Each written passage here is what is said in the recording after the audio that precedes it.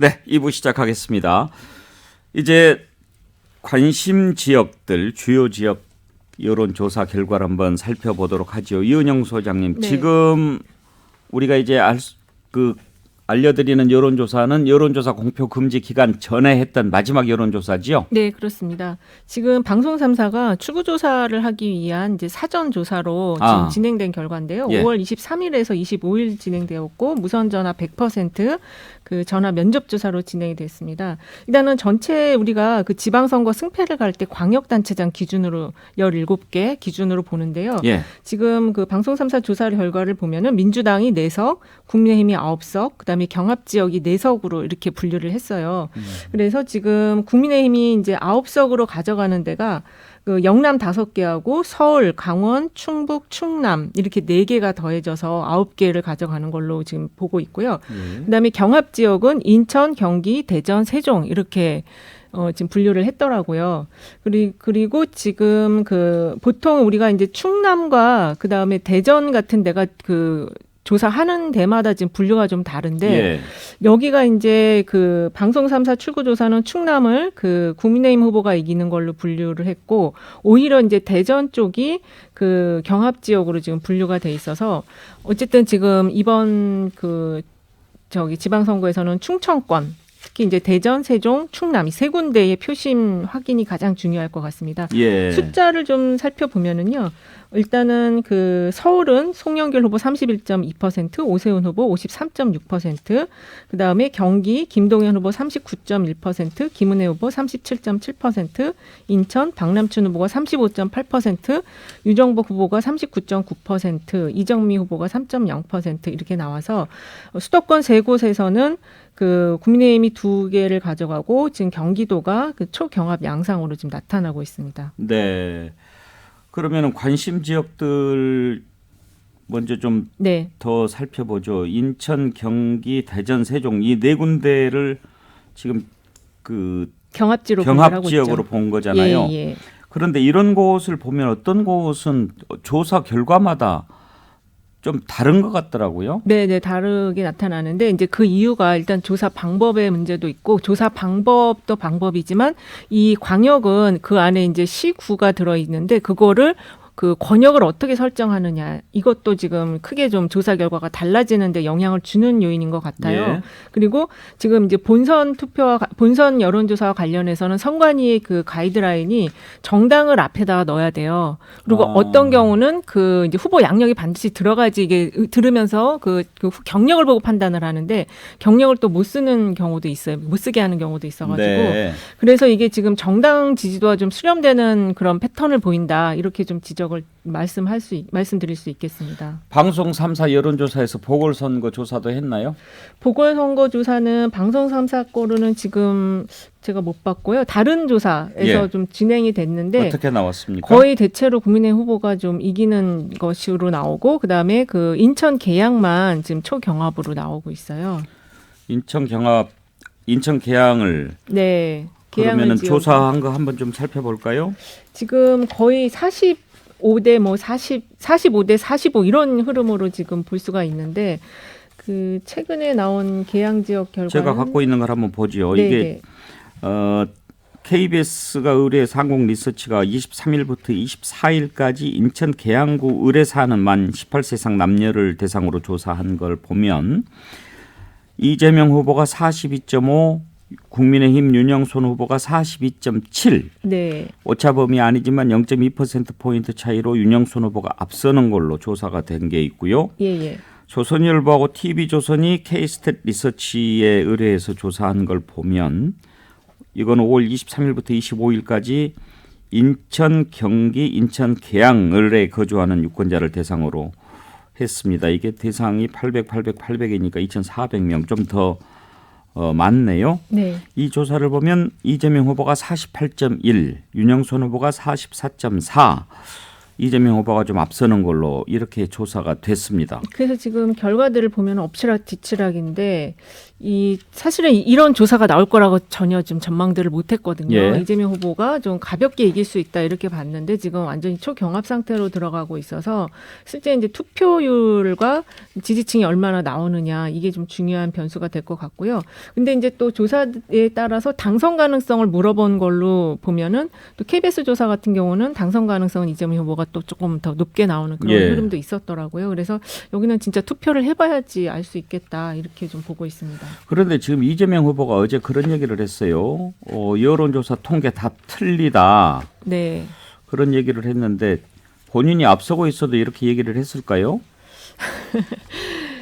아무래도 지금 여기가 정말 이상하다. 지금 지지자들 사이에서는 믿을 수 없다. 이제 그 가장 믿을 수 없는 지역으로 지금 계양을을 꼽고 있거든요. 왜냐하면 이제 계양을이 계속 민주당 텃밭으로 알려진 지역이기 때문에 여기서 지금 이 이재명 후보가 더군다나 대선 후보였는데 밀리는 거에 대해서 뭔가 조사가 조작된 거 아니냐 이런 지적을 계속 하고 있다 보니까 이재명 후보도 일단은 이제 그런 걸 좀 반영한 메시지를 낸 것 같아요. 조작하는 데도 있어요? 지금 그렇게 할 수가 없습니다. 왜냐하면은 거의 지금 면접조사 진행을 하고 있고 가상번호를 이용해서 이런 데들은 조사를 하거든요. 그래서 그건 조금 어려운 얘기 같아요. 조작하다가 걸리면 어떻게 됩니까? 그러면 이제 회사 문 닫아야 되고 대표는 이제 감옥에 가야 됩니다. 진짜. 그런 과태료 전례가 처분이상. 있었습니까? 그런 경우가 조금 있었어요. 근데 이제 이렇게 초경합 지역에다가 언론의 관심이 집중되는 지역은 그런 거를 하기가 좀 어렵습니다. 조사회사가 굳이 그거 내가 문 닫을 나한테 무슨 뭐 목숨 걸고 이득이 오는 것도 아닌데 그런 걸 할 리가 없죠. 사실 홍준표 후보도 맨 처음에 지난번에 대선 갤럽 때 갤럽 못 믿겠다. 못 믿겠다. 제 이름 빼주세요 이렇게. 예. 그쵸. 그랬다가 나중에 잘 나오니까 제가 인터뷰하면서 이제는 믿으세요 그랬더니 잘 나오니까. 그게 이제 정치인 심리죠. 그러니까 이 숫자 뭐 과학으로 보는 수밖에 없는 거예요. 이게 항상 틀리길 바라지만 결과적으로 보면 맞았고 특히 대선 때는 거의 뭐 거의 방송 출구조사 거의 맞아버렸잖아요. 그러니까 할 말이 없게 되는 거다. 다만 계양구는 제가 관찰해 보니까 이 부분은 좀 다른 요소가 있는 게 뭐냐면은 계양구 얼만큼은 표 차이가 많이 나는 게 지극히 당연한 데잖아요. 왜 그러냐면은 보십시오.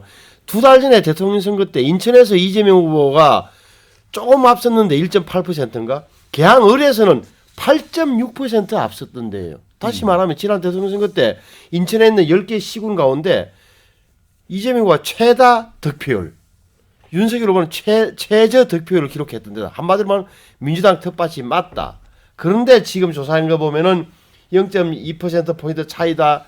이렇게 되니까 지지자들, 이재명 후보 지지자들은 그럴 리가 없다라고 이제 보는 것 같은데, 물론 지금 여론조사 흐름을 보면 이재명 후보 당선 가능성이 조금은 높아 보여요. 하지만 그래 이긴들 무슨 크게 정치적으로 의미 있는 승리가 되겠느냐는 지점에서 걸리는 거죠. 마음이. 예.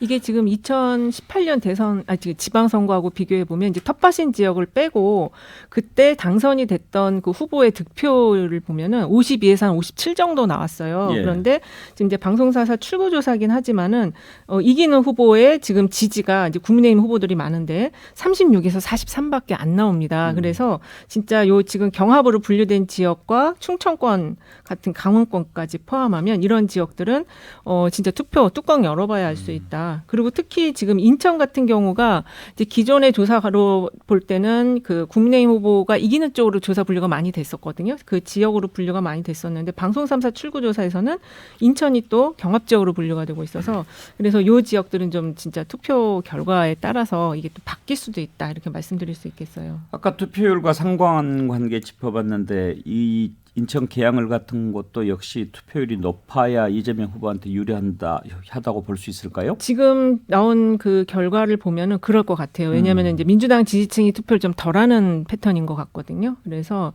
투표율이 높아지면은 이재명 후보에게 좀 유리해질 수 있다. 이 윤영선 후보 같은 경우는 거의 정당 지지 흐름을 거의 다 받고 있는데 이재명 후보는 이제 뭐 정당 지지보다 높긴 하지만 그래도 그 본인의 인물 경쟁력보다는 지금 적게 나오고 있는 걸로 보여져서 그리고 투표율이 높을수록 좀 더 유리하다 이렇게 정리할 수 있을 것 같아요. 경기도 한번 살펴볼까요? 경기도 같은 경우는 지금 여기가 정말 초박빙 지역인데 예. 정말 예측을 하기가 어려워요. 조사마다 지금 엎치락 뒤치락 하고 있는데 그게 다 오차범위 이내에서 엎치락 뒤치락 하는 상황이고 방송 3사 조사에서는 김동연 후보가 39.1%, 김은혜 후보가 37.7%, 강용석 후보가 1.6%로 강용석 후보의 지지 흐름이 이제 꺾인 패턴을 보이고 있고 두 후보 간 그 국민의힘과 민주당 후보 간 격차는 1.4%포인트인데 이번 조사에서는 김동연 후보가 앞서는 흐름으로 나왔습니다. 이 경기도지사 후보 여론조사가 제일 이렇게 헷갈리더라고요. 맞습니다. 예. 근데 그거는 제가 지난번에도 말씀드렸고 좀 전에도 얘기했다시피 권역 구분에서 권역을 묶는 방식이 회사마다 다 다르다 보니까 거기서 오른 차이가 좀 있는 것 같고요. 근데 이제 그럼에도 불구하고 이걸 좀 세부적으로 제가 분석을 해봤는데 김은혜 후보는 정당 지지율, 국민의힘 경기도의 정당 지지율 지금 넘어가지를 못하고 있어요. 그거를 넘어간 걸 좀 거의 찾아보기가 힘들었고 그리고 그 김동연 후보는 민주당 지지율보다 계속 높은 흐름을 지금 가져가고 있거든요. 그래서 저는 이제 그 부분하고 그다음에 이제 그 이념 성향으로 볼 때 중도층에서는 거의 김동연 후보가 조금이라도 앞섰다. 그래서 그 두 가지 포인트 때문에 경기도가 지금 이 방송 3사 출구조사처럼 김동연 후보가 조금 앞서는 결과가 나올 수도 있지 않을까 이렇게 좀 보고 있습니다. 그러면 소장님께서 예측하신다면 누가 될 것 같습니까? 저는 김동연 후보가 될 것 같아요. 윤희석 대변인 지금 경기도는 국민의힘에서 해볼 만한 지역이라고 보고 있지 않습니까? 네, 뭐 상황이 나쁘지 않다고 판단을 하는데 이제 여론조사 결과가 이렇게 바뀌니까요. 근데 또 이게 흐름을 계속 보잖아요. 어떤 회사, 예를 들어 갤럽 같은 경우는 계속 이게 나와요. 뭐 더 벌어졌다고도 하고. 어떤 건 오차범위 밖에서 예, 이기더라고요. 그게 이제 김은혜 갤럽인데 후보가. 예. 이걸 지금 어떻게 해석을 해야 되느냐. 캠프도 그런 조사에 외에 뭐 자체도 하겠지만은 헷갈릴 거예요. 이런 상황이. 그래서 제가 유심히 보는 거는 결국은 강용석 후보가 어느 정도 나올 거냐. 그거가 만약에 많이 더 빠지면 그러면 김은혜 후보한테 좀 유리하지 않을까. 그것만 봅니다. 저는. 네. 단일화는 결국 안 하는 걸로 지금 이제 끝났지 않습니까? 끝났죠. 예, 끝났죠. 단일화를 안 한 이유가 뭐 있을까요? 강용석 후보와 단일화를 한다는 얘기는 협상을 했다는 얘기고 협상을 했다는 얘기는 뭘 주고받았다는 얘기인데 그것이 득표에 도움이 될까를 생각해 본다면 강용석 후보에 대한 적극적인 안티를 거는 분들이 더 많기 때문에 중도층을 비롯해서 그런 차원에서 아마 단일화를 안 했다 저는 이렇게 생각합니다. 한 가지 또 궁금한 게 국민의힘에서 마지막 활약을 인천 계양을에다가 쏟아붓고 있잖아요. 네. 경기도로 갔어야 되는 거 아닌가요?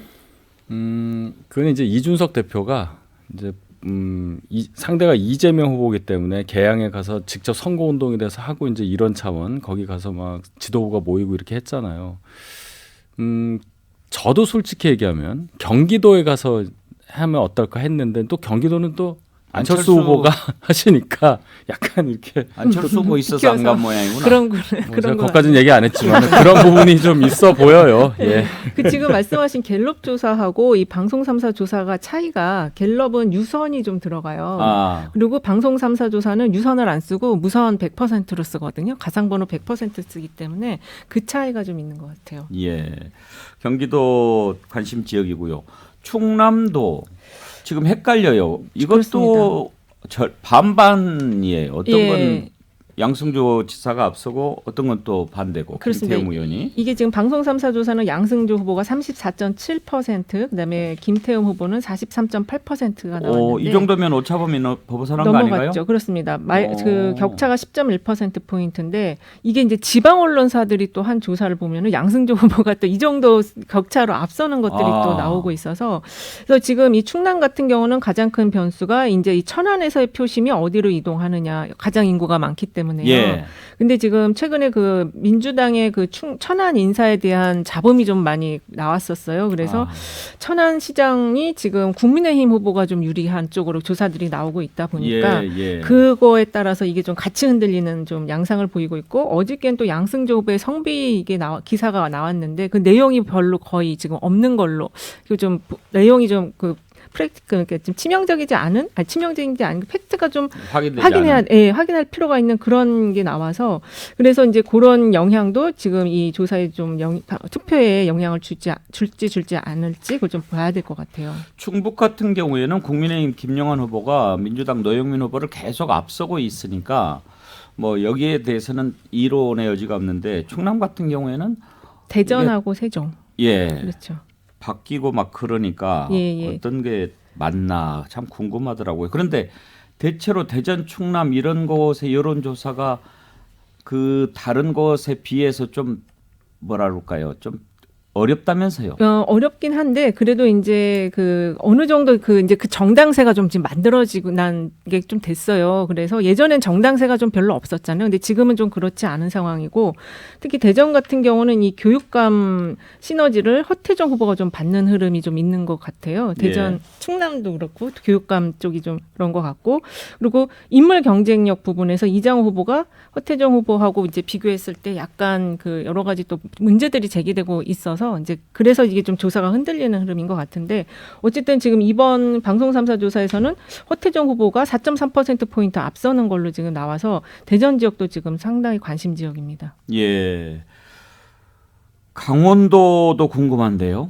강원도 같은 경우는 지금 방송 3사 조사는 이광주 후보가 34%, 김진태 후보가 44.9%인데 그 격차가 10.9%포인트예요. 근데 최근에 재밌는 게 그 강원도의 기초단체장 조사들이 쫙 나왔었는데 그게 격차가 좀 좁혀지는 흐름으로 나타나고 있더라고요. 그래서 지금 이광재 후보가 이제 나서서 지금 본격적으로 선거 운동을 하면서 기초단체장이 좀 불이 붙기 시작을 하고 있는 흐름이어서 예. 추격세가 지금 상당히 빠르게 세게 가고 있다. 그래서 여기는 판세로 보면은 조금 판세 정리가 된 걸로 보여지지만 그래도 조금 더 남은 기간 동안에 이광재 후보의 추격세를 좀 더 지켜봐야 될 것 같습니다. 신성범 의원 우리가 이제 아주 옛날에 선거 이렇게 딱 들여다보고 나서 이제 제목 뽑을 때 뭐 동서로 갈렸다 뭐 이렇게들 많이 하지 않았어요? 네. 근데 이번에 보면 동쪽은 확실히 빨간색이 이제 강한 것 같고 그렇다고 해서 또 서쪽이 또 파란색이 강한 것 같아 보이지도 않아요. 전체적으로 판세를 보면.